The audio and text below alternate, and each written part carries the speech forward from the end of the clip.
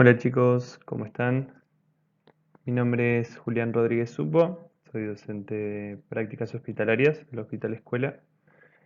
Hoy vamos a hablar sobre animales tóxicos. Dentro de la parte de toxicología vamos a ver que, al igual que en otras intoxicaciones, el diagnóstico etiológico, la causa, determinar cuál es el origen de la intoxicación es complicado, pero hay algunas variables que se mantienen asociadas a la edad y a la presentación de cuadros clínicos.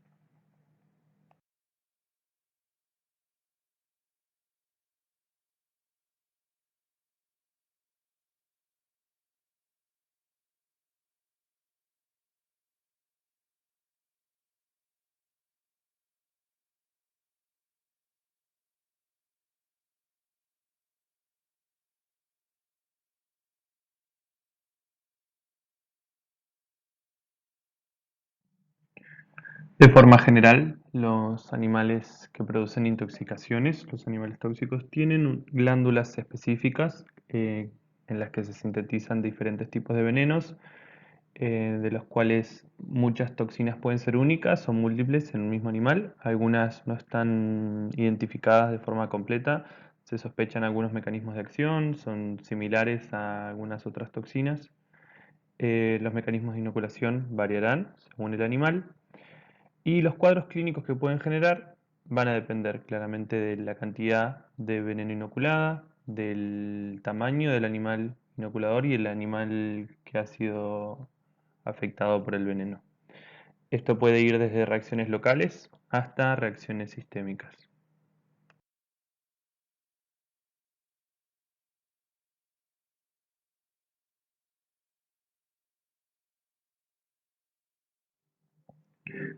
Como en cuadros de intoxicaciones por otras causas, a veces no vamos a poder encontrar al agente productor, a veces se lo pueden comer, a veces pueden no encontrarlo, a veces es una sospecha y no se logra confirmar.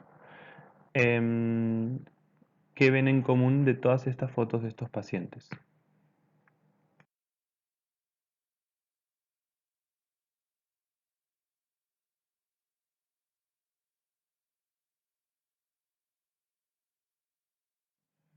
Muchas veces, como se ve en las fotos anteriores y en la foto de este paciente, las lesiones aparecen inicialmente en la cara, tiene que ver con el comportamiento predador de los animales. Más frecuentemente se observa en animales cachorros, animales jóvenes, pero no quiere decir que no pueda pasar en animales adultos.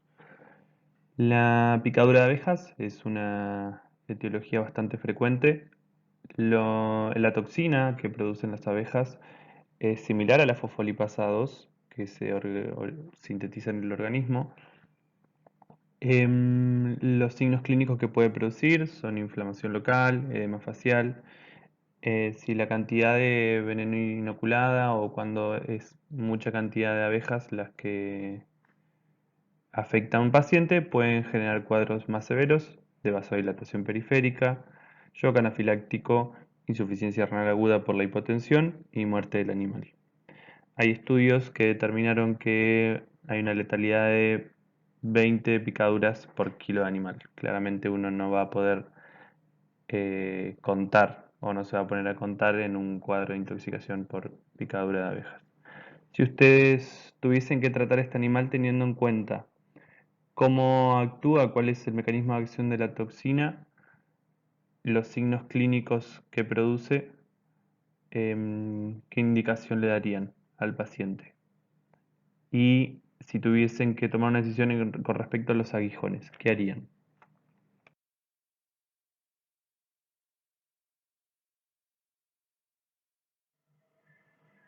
Considerando el mecanismo de acción de la toxina y conociendo la acción de la fosfolipasa 2, em, en cuanto a la síntesis de prostaglandinas y leucotrienos, el tratamiento indicado es fundamentalmente el uso de corticoides, que inhibe la acción de esta enzima. También se pueden dar algunos medicamentos que actúen en relación a la acción de la histamina en los procesos preinflamatorios, conociendo que si el cuadro es muy severo, la vasodilatación puede generar daño a nivel renal, la hipotensión puede llegar a producir la muerte del animal, A veces puede haber pérdidas de sangre masiva, como es en el caso de esta hembra que falleció posteriormente. En cuanto a los aguijones, no se recomienda retirarlos de forma manual porque en el resto de la glándula inoculadora de la abeja quedan restos de toxina y al presionarla pueden generar mayor liberación de la toxina sobre el animal. Se recomienda, como se muestra en la foto, el uso de alguna superficie lisa como una tarjeta que sea de consistencia dura y con eso desplazarlos a contrapelo del animal.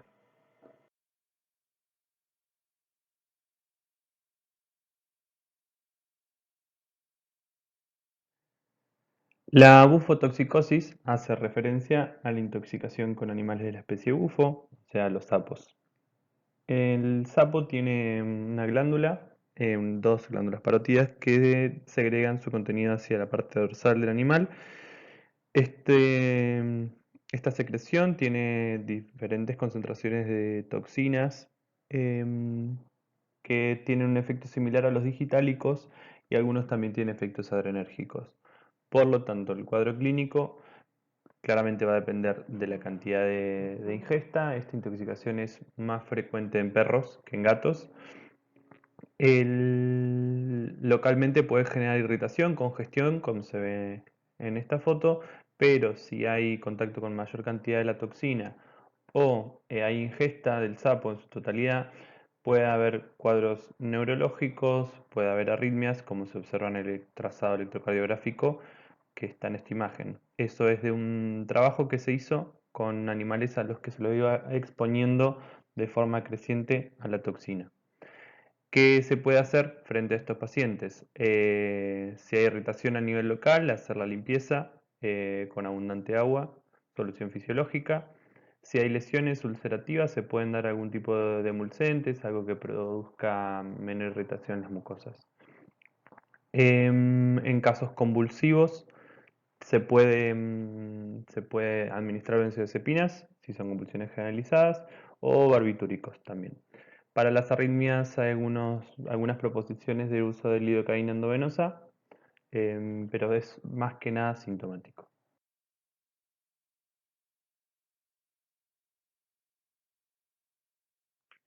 Muy bien, a continuación vamos a evaluar un caso clínico de un paciente que me tocó atender en clínica privada en la zona de Martínez.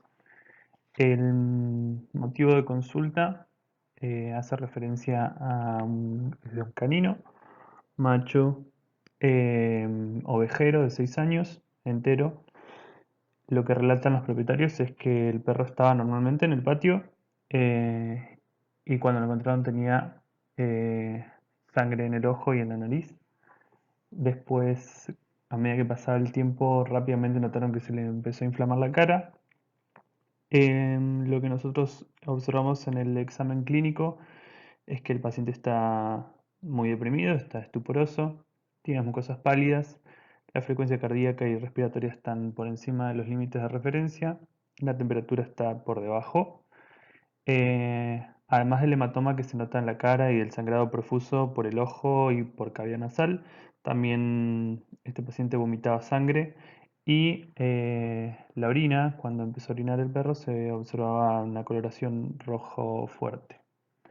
Si ustedes tienen este paciente em, y necesitan pensar en qué puede ser la causa de esto, más allá del manejo inicial de compensación de este paciente, ¿qué preguntas harían para orientarse en su diagnóstico y qué presuntivos tendrían a partir de estos datos que tienen? Em, Muy bien, siempre que tengamos pacientes en los que un diagnóstico presuntivo sea un cuadro de intoxicación, sea por algún animal o algún agente externo, es importante ubicarnos geográficamente. Particularmente este paciente, los propietarios eran de Tigre, los animales vivían en Tigre, que es una zona por una cuestión ambiental y geográfica donde pueden ocurrir este tipo de accidentes de forma frecuente. Ahora vamos a ver la causa. Claramente, en pacientes que tengan problemas o aparezcan signos compatibles con problemas en la coagulación, hay que indagar sobre el uso de rodenticidas, si es una posibilidad y el paciente está clínicamente estable, se podría inducir el vómito, no es el caso de este paciente. una cuestión de patologías de aparición bastante frecuente, el antecedente de garrapatas. Los hemoparasitos pueden generar distintos cuadros de anemia, trombocitopenia y lo que la trombocitopenia puede generar posteriormente. Claramente si ellos pueden ubicar o pueden confirmar si había presencia de un animal en la cercanía. Y dentro de los diferenciales existen otras patologías que son mucho menos frecuentes, que están asociadas a la aparición de enfermedades como la hemofilia, en los que el animal tiene predisposición a tener problemas en la coagulación. Tenemos que indagar si fuese un problema congénito, hereditario, el paciente tendría que haber tenido algún antecedente previo de sangrado, sobre todo por la edad del mismo. Bien, lo llamativo de este caso es que además del paciente que trajeron, los propietarios vinieron con otra de sus mascotas que posteriormente al cuadro del otro perro empezaron a notar que también se le empezó a inflamar la cara de forma aguda. Esta es una perrita boxer de 7 años. Lo único que notaron fue la inflamación en la boca.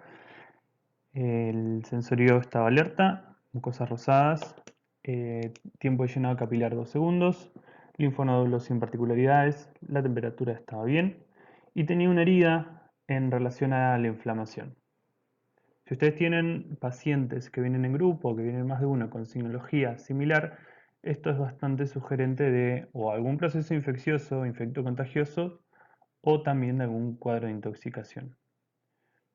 ¿Qué sospechas tienen con estos dos pacientes? La confirmación del cuadro por lo que relataban los propietarios, por la región en la que se encuentran, hace sospechar de un accidente ofídico. Ellos relataron luego de la anamnesis que podrían haber visto una serpiente en la cercanía. Frente a eso, vamos a desarrollar brevemente este tema. Es verdad que no es un cuadro que sea frecuente en esta zona, pero sí en la zona de Tigre, dentro de Buenos Aires, o si alguien es del interior, más en el norte, zonas húmedas, Misiones, Entre Ríos, Corrientes, es una patología, sobre todo en determinadas épocas del año, que aparecen frecuentemente. Hay características generales de estos animales en las que no vamos a ahondar, pero que justifican también la aparición de este problema en determinadas épocas del año. Claramente hay condiciones sociales que hacen que determinados procesos o cuadros de accidentes ofídicos aparezcan más frecuentemente, y una es claramente la urbanización de determinadas zonas. Esto es en Pacheco. Esto puede hacer que una patología aumente en incidencia. Hay características generales que permiten la diferenciación de especies venenosas, que en Argentina serían lo que se denominan dentro de víboras, y especies no venenosas, que serían las culebras. Estas características que aparecen en estas imágenes, es importante saber que existen, pero no es algo que nosotros vayamos a evaluar. Tengan en cuenta que si ustedes tienen que confirmar la presencia de un ofidio y confirmar si es una víbora o una culebra, no van a frecuentemente solicitarle al propietario que reconozca algunas de estas características. Muchas veces no es posible. Algunos pueden tener alguna foto o tener información más precisa, pero vamos a ver que en realidad el diagnóstico presuntivo se va a hacer en relación al cuadro clínico que tiene el paciente. Dentro de las especies venenosas que tenemos en Argentina, las dos más importantes y que generan accidentes con más frecuencia son dos géneros. Una es el género Botrops, cuyo representante más conocido es la yarará, y la otra es el género Crotalus, que es la serpiente de cascabel. La yarará produce un veneno que tiene todas estas características. Básicamente lo que produce son alteraciones en la coagulación, procesos de coagulación intravascular diseminada posteriores, hemorragias en todo el organismo y todo lo que esto implica para un paciente, hipotensión y insuficiencia renal posterior. La toxina, según la cantidad y el tamaño del ofidio y el tamaño del animal, inicialmente va a producir inflamación local. Se empieza a hematizar la zona de la mordedura. Con los problemas de coagulación localizado que genera, va a haber equimosis regional y posteriormente diseminados por el cuerpo. Y claramente algo que aparece frecuentemente es la presencia de la impronta por los dientes inoculadores, lo que relataban los casos clínicos como la herida o esa herida puntiforme asociado a inflamación y incoagulabilidad sanguínea en la zona o sistémica son muy sugerentes de un accidente ofídico. Después de 30 minutos ya pueden empezar a aparecer signos en otras partes. La segunda imagen es de un colector de orina de la Boxer, del caso clínico que les mostré. Si el cuadro no se resuelve en las primeras horas, el paciente por todo esto puede llegar a morir. La clasificación del cuadro clínico según su gravedad, utilizando estos elementos, es útil para determinar el tratamiento. Ahora vamos a profundizar. Tengan en cuenta que no todas las serpientes en relación a su edad van a producir la misma cantidad de veneno. Las serpientes jóvenes, por una cuestión de inmadurez, a veces pueden incluso secretar mayor cantidad de veneno por una cuestión de incapacidad de regular el volumen que inoculan. Eso implica que tal vez uno pensaría que un animal más joven va a generar cuadros menos severos, pero no es así. Como estos casos se transforman en urgencias y la evolución es bastante rápida, el diagnóstico, si se puede confirmar a través de la presencia del animal, la confirmación directa, se puede hacer, muchas veces no se va a lograr y solo se va a poder sospechar con un cuadro clínico compatible y en una región determinada. La alteración de los tiempos de coagulación es algo que va a aparecer de forma regular en todos estos pacientes. La otra especie importante en Argentina, productora de cuadros de accidentes ofídicos, es la cascabel. Su toxina, más allá de los problemas que también puede generar a nivel de la coagulación, producen principalmente daño muscular y neurológico. La ausencia de la inflamación asociada a la mordedura es algo que podemos utilizar para diferenciar frente a la sospecha de un accidente por yarará. Estos pacientes pueden tener parálisis flácida en la zona de la mordedura y la destrucción del tejido muscular se puede observar como necrosis del tejido y también por la mioglobinuria consecuente puede haber daños posteriores a nivel renal. En general, para todos estos casos, el manejo de la urgencia va a ser igual que han visto en otros casos de intoxicaciones.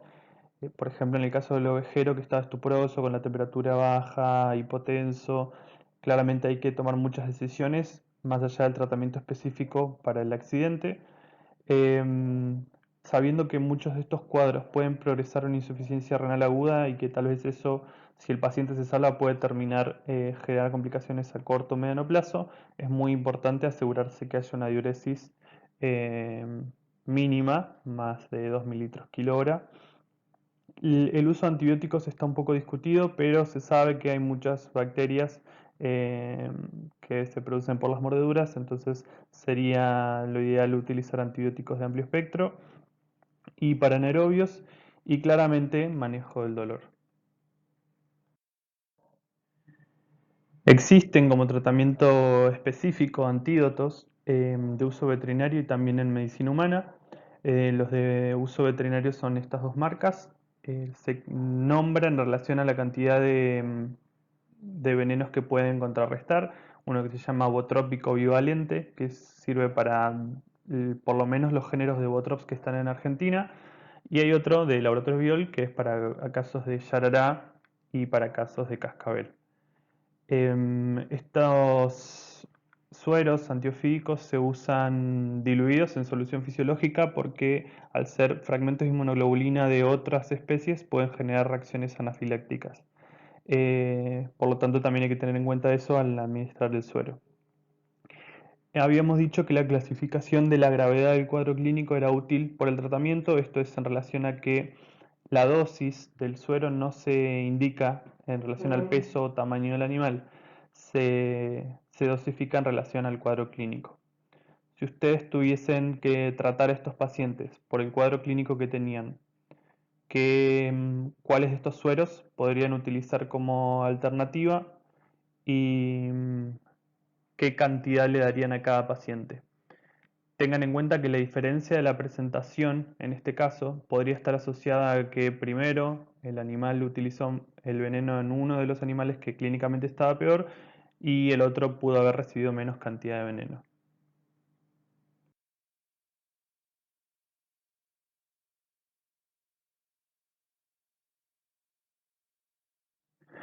En relación al cuadro clínico, claramente el paciente del ovejero necesitaría dosis más altas. En este caso, cualquiera de los dos sueros, ya que el cuadro clínico es compatible con una mordedura por yarará, cualquiera de los dos sueros que aparecen como opciones podría ser utilizado.